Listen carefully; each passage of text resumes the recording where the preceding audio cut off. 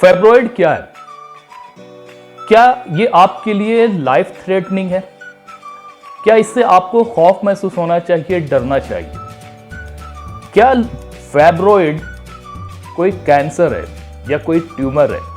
क्या फाइब्रॉइड को ख़त्म करने के लिए, रिमूव करने के लिए सर्जिकल और नॉन सर्जिकल तरीके हैं?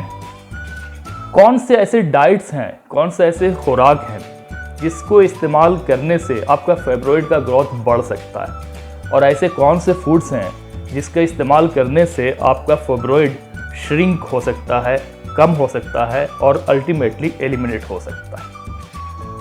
इन सारे सवालों का जवाब लेकर आज मैं आपके सामने हाजिर हूँ। सबसे पहले तो अगर आपको ये डायग्नोज होता है कि you have fibroid, don't panic. डरने की और खौफ खाने की ज़रूरत बिल्कुल भी नहीं है, क्योंकि ओवर टू ऑल वर्ल्ड की जो पॉपुलेशन है उसमें 70 से 80% औरतें, महिलाएं अपने लाइफ के किसी न किसी स्टेज पर फाइब्रॉइड जैसी चीज़ों का एक्सपीरियंस करती हैं और हो जाता है। वेट गेन होने की वजह से अगर आपका वज़न बहुत ज़्यादा बढ़ता है तो उसे कंट्रोल में रखें। कहीं ना कहीं आपका वज़न बहुत ज़्यादा बढ़ने की वजह से भी ये ट्रिगर हो सकता है और ये चीज़ें हो सकती हैं। ये कोई कैंसर नहीं है। जैसा कि मैंने कहा कि 70 to 80% वीमेन इस चीज़ का एक्सपीरियंस अपने लाइफ के किसी न किसी स्टेज पर करती हैं। ये मटर के दाने के बराबर छोटा हो सकता है और ये वाटरमेलन के साइज़ का भी बढ़कर ग्रोथ होकर हो सकता है। ज़रूरी ये है कि अगर आपको अर्ली स्टेज में मालूम पड़ता है कि फाइब्रॉइड है तो इसे मॉनिटर करें। कुछ करने की ज़रूरत नहीं है, कोई सर्जिकल ऑपरेशन करने की ज़रूरत नहीं है। माहवारी जब होती है उस टाइम में ये श्रिंक हो करके एलिमिनेट हो जाता है, ख़त्म हो जाता है। तो अगर ये 5 सेंटीमीटर के बराबर होती है तो इसमें आपको किसी भी तरह के सर्जरी को करवाने की ज़रूरत नहीं है। ये ऑटोमेटिक आगे चल के श्रिंक हो जाएगा।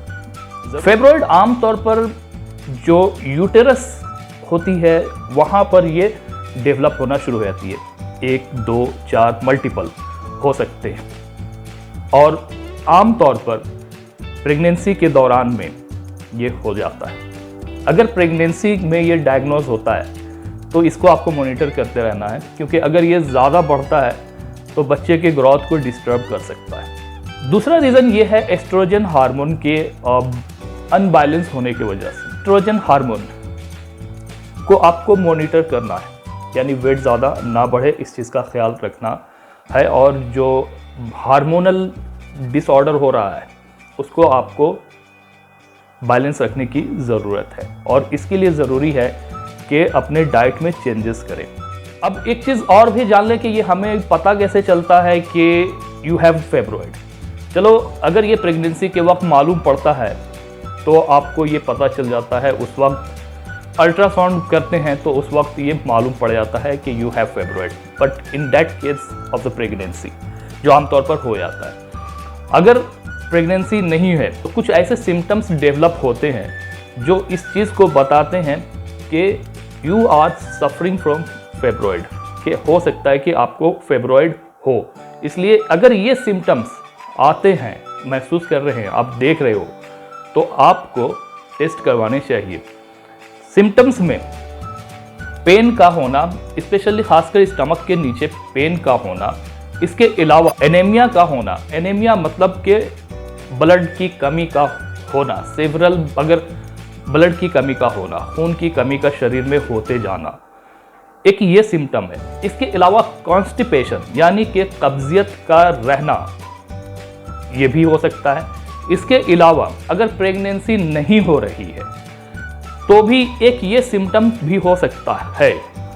इसके अलावा मिसकैरेजेस का आम तौर पर हो जाना, ये भी ये बतलाती है कि हो सकता है कि कहीं ना कहीं फाइब्रॉइड का डेवलपमेंट शुरू हो रहा है या हो चुका है।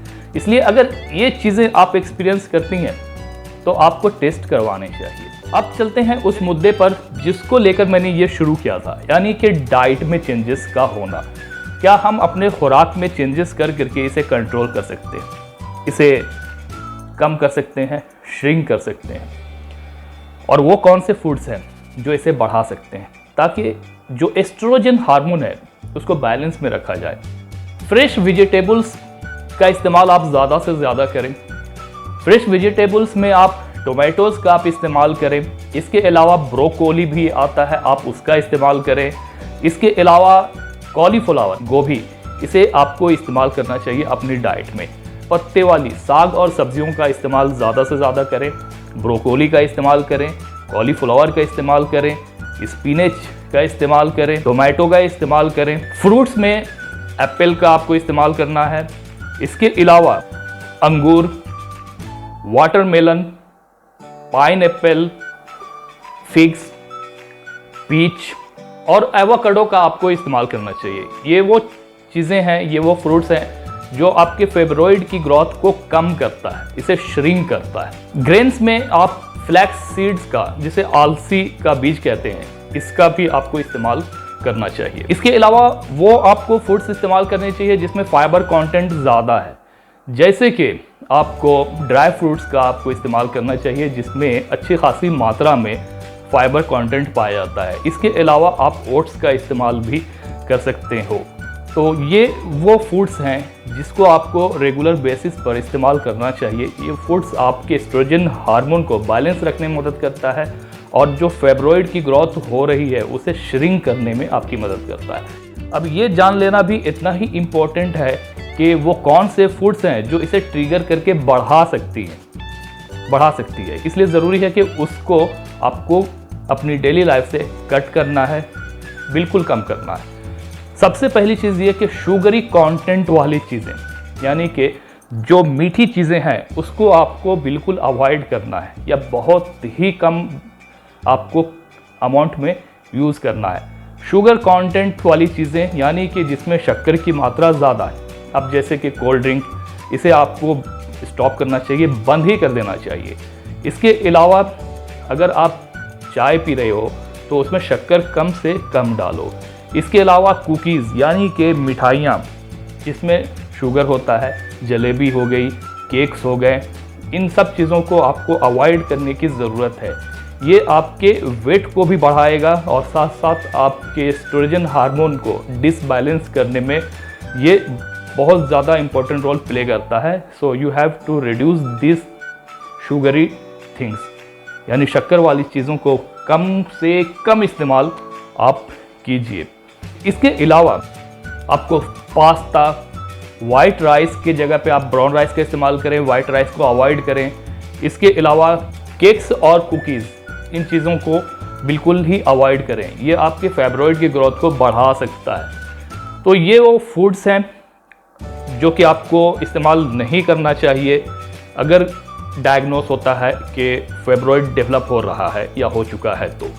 और जो फूड्स मैंने बताए हैं इसको ज़्यादा से ज़्यादा इस्तेमाल कीजिए, जो कि आपके फेब्रॉइड को श्रिंक करने में मदद करता है। लेकिन इसके साथ साथ इसको कुछ दिनों तक मॉनिटर करते रहें कि इसकी पोजीशन क्या है।